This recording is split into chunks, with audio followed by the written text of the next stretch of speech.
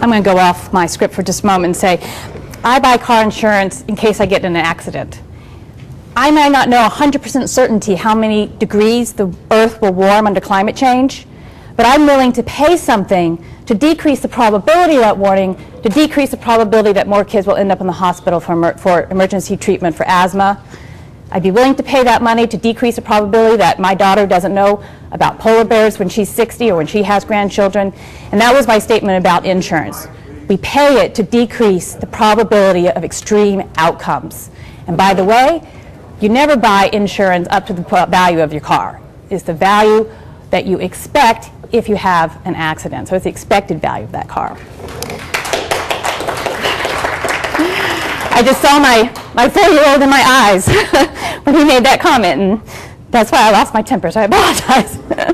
Okay, so back to my prepared statements. I want to thank the Union of Concerned Scientists for an incredibly detailed and convincing report, and very informative report. Go ahead. The fact that these impacts in 1 year, by 2020, my child will be 16 years old, is on the order of $5.5 billion, to me, is convincing evidence and compelling evidence that society needs to act to curtail carbon emissions. The economic take-home message is that if we fail to act, American families, we will all be facing increased costs because of increased respiratory illness, lost work days, school absences, and lost productivity. These costs have real implications for American families, especially those who have family members with asthma or chronic lung disease. The increase in premature deaths has real consequences for our economy as a whole, because it represents a loss of productive resources and a real drag on our economy. Reading these statistics in the report might seem overwhelming, but I want to come back to the information that Dr. Dockery presented, and we should really feel reassured by this. By 2020, we will receive approximately $2 trillion in that year alone in the benefits from the Clean Air Act. And how much did we spend to get those benefits? We'll spend about $65 billion. So that's an order of almost $37 in benefits for every dollar spent. That's an incredible return on an investment. I mean, we just don't see that in the economics or finance literature. And we know that the EPA has the mechanisms to create these incredible benefits. Our responsibility as citizens and as scientists is to ensure that we maintain the integrity of the EPA so that it continue to do its job to support and protect American families. So modeling these effects is a very complicated process, and the approach that the Union of Concerned Scientists took was cautious at each step. It's very complicated to do this kind of modeling, and I think that's part of why I was invited to talk about this. And so what I want everyone to go away with this from this meeting understanding is that the future costs are on the order of $5.5 billion, but there are additional costs that aren't captured here. And let me first explain the effects that aren't captured in this report, or the additional costs that we're going to have. First of all, there are likely to be hot spots that are going to have greater effects than the national average.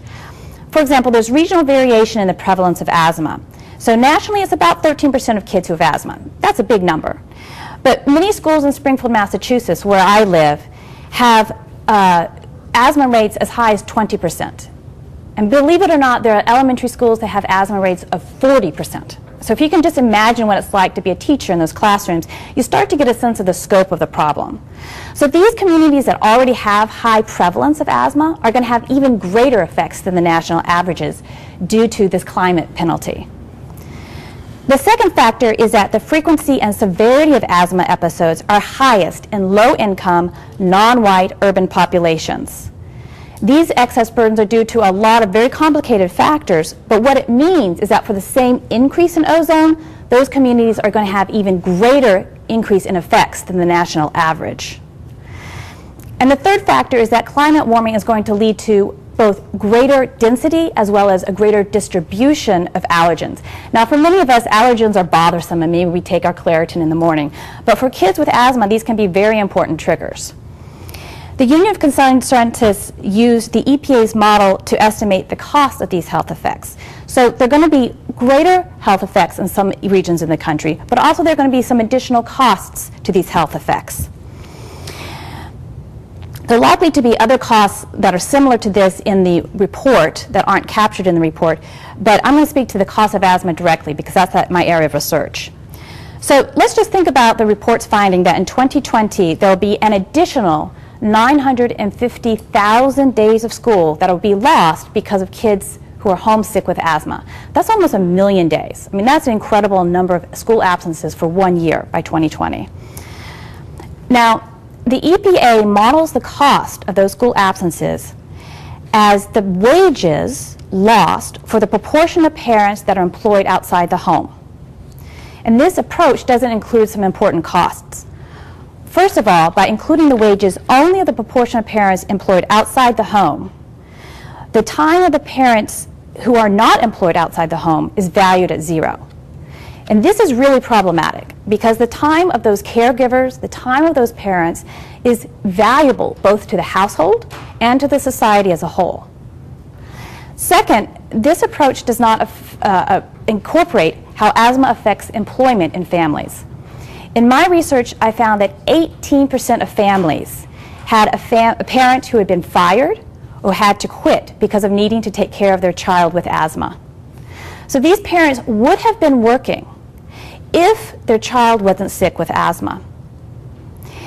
Further exacerbating the problem is that these changes in jobs have implications for their lifelong earnings. So not only are the days that they're home taking care of the kid when they're sick with asthma being valued at 0 by the EPA, it is going to have a lifelong depression in the amount of earnings that they can expect to have.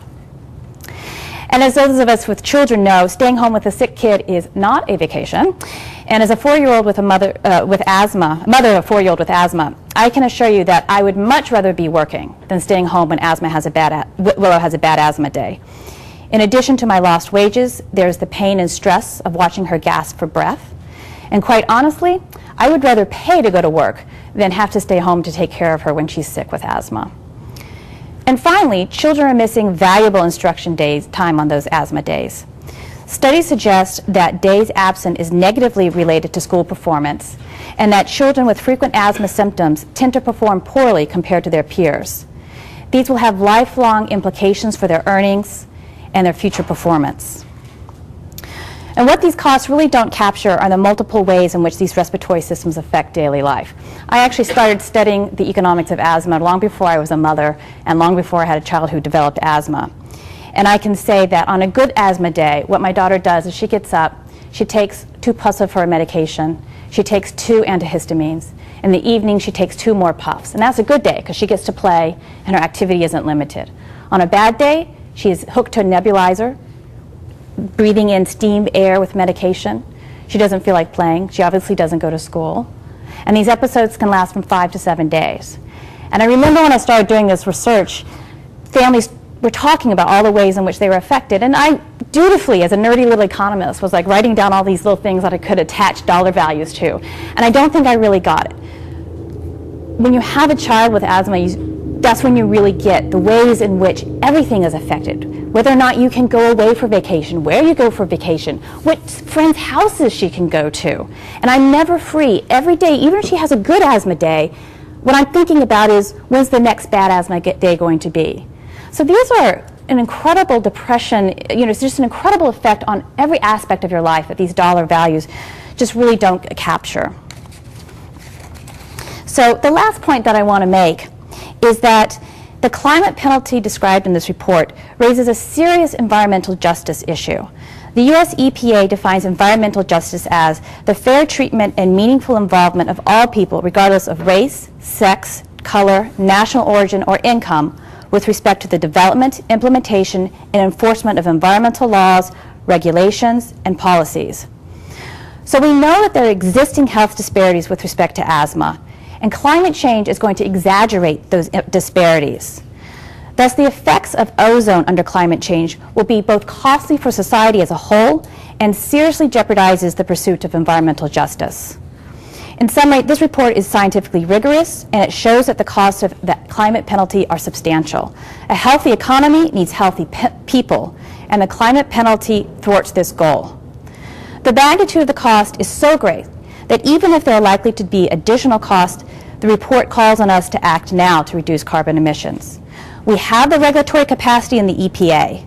We have the technology. That's the amazing thing. And past experience shows that when we set those standards to protect human health and the environment, actually businesses rise to that challenge. And we have actually economic growth, and the kind of economic growth we want. Not low-paid, unbenefited service jobs, but jobs in the technology sector, the kind that all the states want to have their people employed in. And what we really need, what we're lacking right now, is not the economics, not the technology, not the regulatory capacity. What we're lacking is the political will. Thanks.